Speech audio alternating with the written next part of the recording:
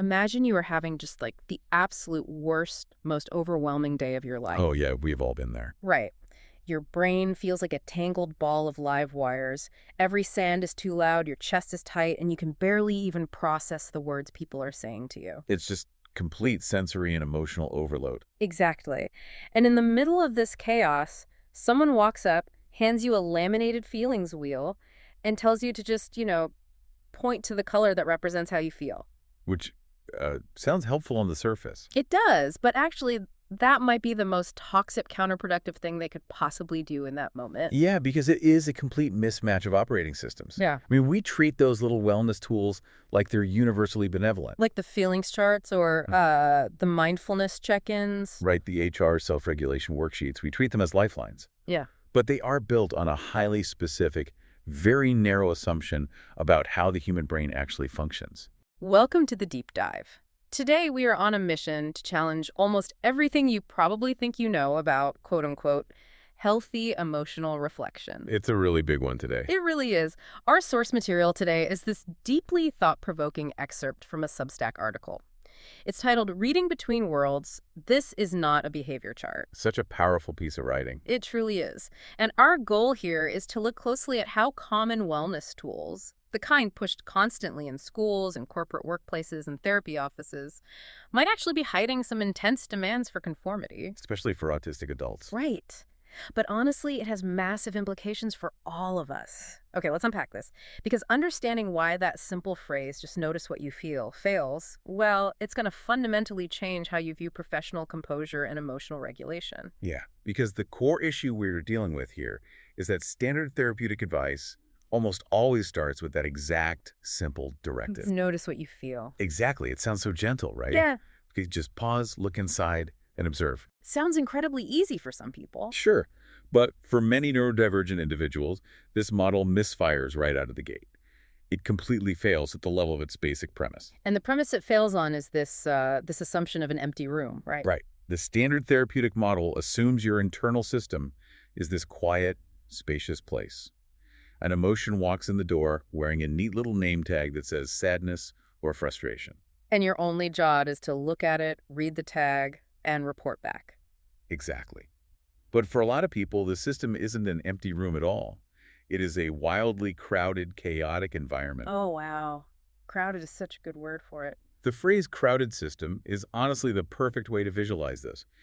When your internal landscape is crowded, emotional signals do not arrive neatly single file. They don't just politely wait their turn? Not at all. And this is especially true for folks who are alexithymic, which means they struggle to put a specific cognitive label on their emotions, or folks who are gestalt-oriented. Gestalt-oriented meaning you process the whole big picture first, rather than the individual pieces, right?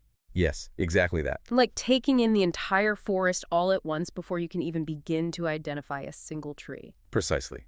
You are absorbing the lighting, the tone of voice in the room, the temperature, the underlying tension, all simultaneously. That sounds intense. It is. So when we talk about the phenomenology of this, how it actually feels to exist in that moment, the signals might arrive in this massive, indistinguishable wave. Or they might arrive heavily delayed, right? Like surfacing hours or even days after an event has happened. Exactly. Or they arrive through the body first. This is that somatic experience we talk about. Oh, right. Like your stomach drops, your muscles tense up, or your heart just starts racing long before your brain has the capacity to assign a tidy vocabulary word to it. Yes.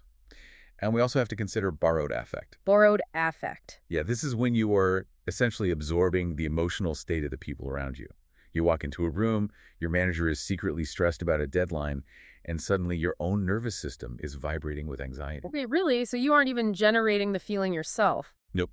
You were intercepting it. Oh, wow. So, okay, if you are intercepting someone else's stress while simultaneously processing the hum of the fluorescent lights and like feeling a delayed wave of frustration from an email you read 2 hours ago. It's a lot. It's so much. And then an HR counselor or a teacher sits across from you and says, just notice what you feel right now. I mean, they are fundamentally misunderstanding your reality. They really are.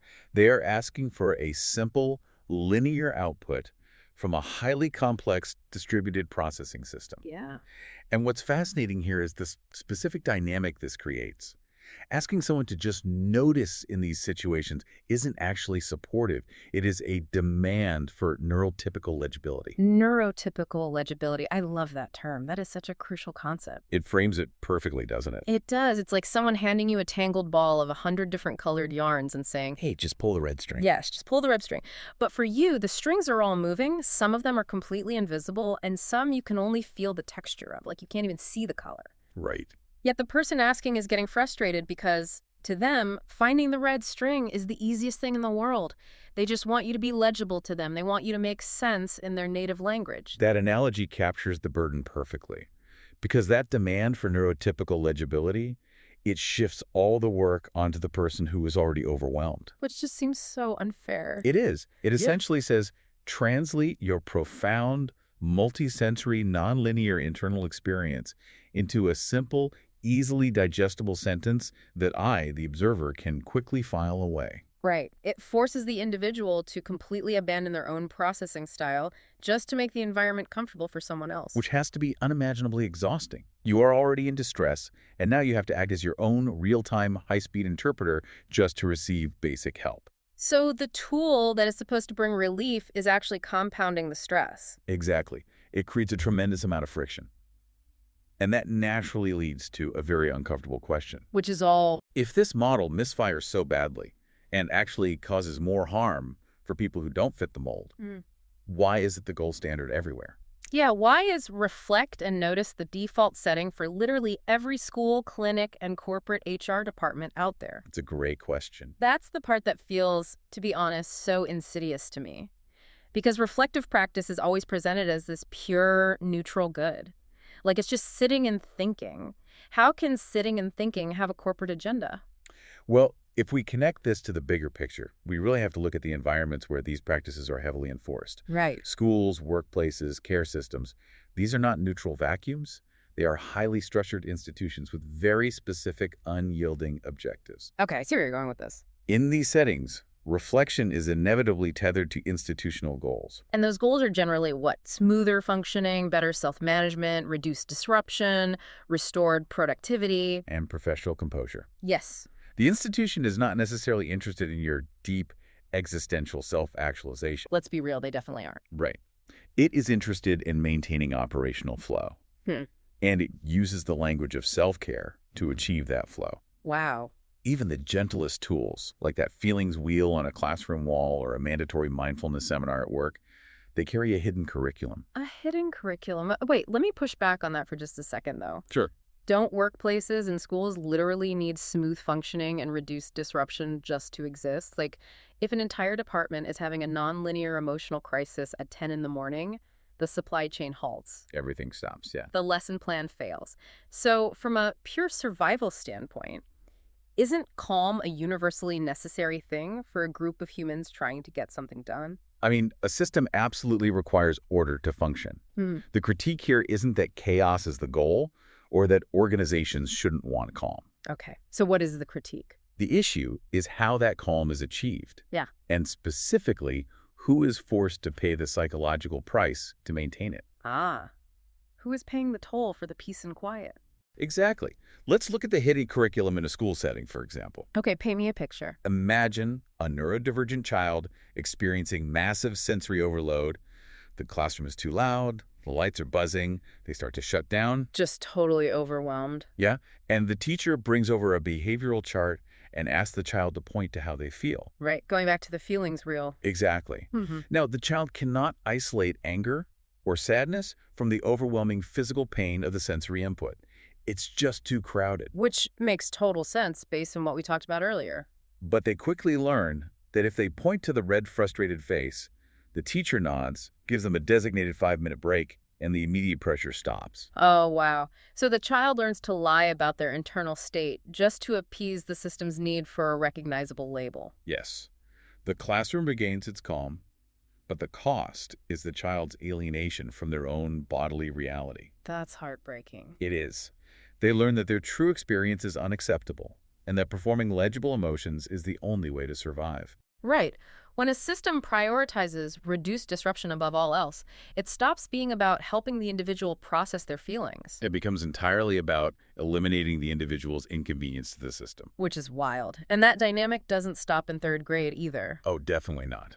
So how does this play out on the ground in a corporate environment? Like, how does the system treat the adults who can easily play this game versus the people who just can't? The contrast is stark because the institution's hidden curriculum is to maintain order. It doles out rewards and punishments based entirely on compliance, not actual well-being. Compliance over well-being. Always. Calm is rewarded, and crucially, palatability is praised. Palatability. Literally how easily your feelings go down for the people around you. Like how easy you are for management to digest. Precisely. In the modern workplace, timely self-disclosure is treated as the ultimate sign of maturity. Timely self-disclosure. Yeah, meaning if you experience a negative emotion, you are expected to quickly isolate it, state it clearly in approved HR-friendly language, and then immediately return to your spreadsheet. And if you do that, you're the good worker. You are deemed the insightful worker. So what does this all mean for modern HR check-ins and wellness modules? Are we essentially just asking employees to be their own public relations spin doctors? That's a great way to put it. Like, go ahead and experience your distress, but make sure you draft a quick, clean press release about it so we can move on to the next agenda item. That is a highly accurate way to frame it. The insightful worker is really just an excellent PR rep for their own distress. Wow. But what happens to the person whose distress doesn't fit into a neat little press release? The worker whose distress remains nonlinear, whose processing is delayed, or whose feelings are this entangled knot of somatic responses. I'm guessing the system usually doesn't have a lot of patience for a PR disaster. It has zero patience. That person is invariably read by the system as resistant or dysregulated or simply not yet quote-unquote there. Not yet there. The condescension in that phrase is just wild. It is incredibly pathologizing. Yeah. It frames a natural, albeit different neurological processing style as a moral or developmental failure. Like you're just not trying hard enough. Exactly. The system equates your fundamental worth and your level of insight entirely with how convenient your distress is to handle. So if your feelings take 3 days to unravel, the system tells you that you are broken, you are dysregulated. Exactly. When in reality, you might just be processing a highly complex, multi-layered situation in a deeply thorough, somatic way. You're just doing it on a different timeline. Yes, your system is just doing its job. It's tragic to think about how many people walk around carrying that heavy label of dysregulated just because their internal reality doesn't match the company's preferred pacing. And over time, that label becomes fully internalized. You start believing you are fundamentally flawed because you can't just notice your feelings and quickly get back to productivity like the person in the cubicle next to you. Okay, so if the standard model of reflection is this hidden tool for institutional comfort, and if it completely misfires for neurodivergent folks, leaving them pathologized and exhausted from masking, how do we actually support someone having a nonlinear crisis without forcing them to perform for HR? We need a new model. Right. What is the alternative? The alternative requires a complete paradigm shift. It moves us away from asking what is wrong inside the person and introduces something called the Power Threat Meaning Framework, or PTMF. The Power Threat Meaning Framework. Okay. Yeah. How does this bypass the trap of forcing someone to be neurotypically legible? The fundamental difference is the starting line. The traditional model presumes your first job is to identify and manage your internal state so the system remains comfortable. The PTMF throws that assumption completely out the window. It doesn't start with your internal state. It starts by analyzing the external environment. Oh, I see. It looks at the room before it looks at the person. Exactly. To understand how radically different this is, let's look at the 4 key questions the framework asks. Okay, lay them on me. First, what power is operating? Second, what threats have shaped your responses? Third, what meaning did you make in order to survive? And fourth, how did those patterned responses make sense? Listing the questions makes it sound a bit abstract. Sure, let's ground it. Let's ground this in a real-world scenario. Let's say we have a worker, we'll call him the resistant worker, who is in a high-stakes meeting. The manager suddenly announces a massive pivot on a project this worker has spent months on. A very stressful situation. Very. And the worker doesn't say, I feel frustrated. Instead, they go completely nonverbal. They shut down, stare at the table, and physically withdraw. Under the traditional HR model, how's this handled? Well, under the traditional model, the manager or HR sees this as a disruption. The worker is pulled aside and told they are being uncooperative, passive-aggressive, or dysregulated. Right, they get a talking to. They are handed a worksheet or sent to a counselor to figure out why they can't process their emotions professionally. The blame is placed entirely on the worker's internal inability to communicate. Okay, now let's run that exact same meaning freeze up through the power threat meaning framework. The PTMF steps back and asks the first question. What power is operating? Well, the manager holds the worker's livelihood in their hands. The company has the power to dismiss months of labor in a single sentence. So there is a massive power imbalance. Huge. Okay, second question. What threats have shaped the response? Perhaps this worker has a history, either in this job or past environments, where speaking up against authority resulted in being publicly humiliated or fired. So the threat is loss of safety, loss of income, or severe social rejection. Exact. Third question. What meaning did they make to survive? The worker learned that sudden shifts in power dynamics mean I am danger and any reaction I have will be used against me. Wow. Which leads perfectly to the final and I think most important question. How does the response make sense? Right. This raises an important question for how we view behavior. Shutting down and going nonverbal isn't a failure to communicate. It is an incredibly effective, highly logical survival strategy. Because it keeps them safe? Yes. Freezing prevents the worker from lashing out. It prevents them from crying openly, which would be punished. It keeps them safe in a hostile environment until they can retreat to a secure space to process all that sensory and emotional overload. Here's where it gets really interesting. The traditional model looks at that frozen worker and asks, what's wrong with your brain? Right. But the PTMF looks at that exact same person and asks, what environmental threats are present and how did you brilliantly adapt to survive them? That is the core shift. The power threat, meaning framework, absolutely refuses to pathologize. It doesn't look for a disease, a deficit, or a dysregulation. It looks for context. It lifts the burden of the blame entirely off the individual's shoulders. It does. It tells them, hey, if your emotional processing is delayed or nonlinear, maybe it's because expressing real-time emotion in environments with strict power dynamics was actively unsafe for you. Your brain learned to delay the signal. Exactly. And that borrowed effect you feel, that's not a malfunction. That's a highly tuned radar system you developed for navigating a world built for neurotypical people. I love that. It validates the survival strategy instead of punishing the person for not being palatable. And by acknowledging those power dynamics, the framework gives the individual their agency back. You realize you aren't a broken machine failing to output a tidy feeling. You are a human being skillfully navigating a complex web of power, threat, and meaning. Beautifully said. It exposes how hollow the demand for professional composure really is. Because the system wants the composure, but it completely refuses to acknowledge the power dynamics that make composure impossible for some people to maintain. We have covered a lot of really profound ground today. Let's zoom out and recap how these pieces fit together. Good idea. We started by tearing down the illusion that just noticing your feelings is universally helpful. For people with crowded, nonlinear emotional systems, we saw how that simple advice is actually a demanding translation job, a requirement for neurotypical legibility. Right. And from there, we uncovered the hidden curriculum of wellness in institutions.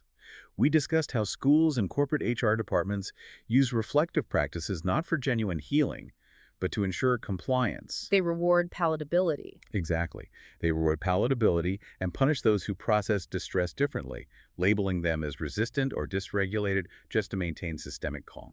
And finally, we explored the antidote, the power threat meaning framework. We saw how shifting the focus from internal deficits to external power dynamics completely flips the script, turning dysfunctional behavior into logical, brilliant survival strategies. I think the most crucial takeaway for you, the listener, regardless of how your neurological operating system works, is that understanding these invisible demands changes your perspective entirely. It really does. We are all subjected to the institutional push for palatability. But once you can actually see the hidden curriculum operating in your workplace, your school, or even in your own self-talk, you can begin to disentangle your actual worth from how easily you can be managed by others. You stop measuring your complex internal reality against a metric that was never built for you. Exactly. Which brings us to a fascinating frontier, because this demand for legibility isn't just coming from human HR managers anymore. We are entering an era where AI and digital monitoring are being heavily integrated into the Oh, workplace. that is a whole other layer. Right, like software that scans your face on a Zoom call to measure your engagement, or algorithms that analyze your Slack messages for sentiment and well-being. That is a terrifying escalation of the hidden curriculum. It really is. If performing neurotypical legibility for a human manager is exhausting, what happens when we are forced to perform our emotions for an algorithm? An algorithm that literally only understands binary, standardized inputs. Mind boggles. Are we moving toward a future where our emotional survival depends on our ability to be read by a machine? It's something to think about the next time you are asked to quickly summarize your feelings for a wellness check-in. Are you truly being given the space to understand your own mind, or are you just translating your humanity into a language the system finds convenient? Such a powerful question. And if it is the latter, what part of yourself is getting lost in the translation?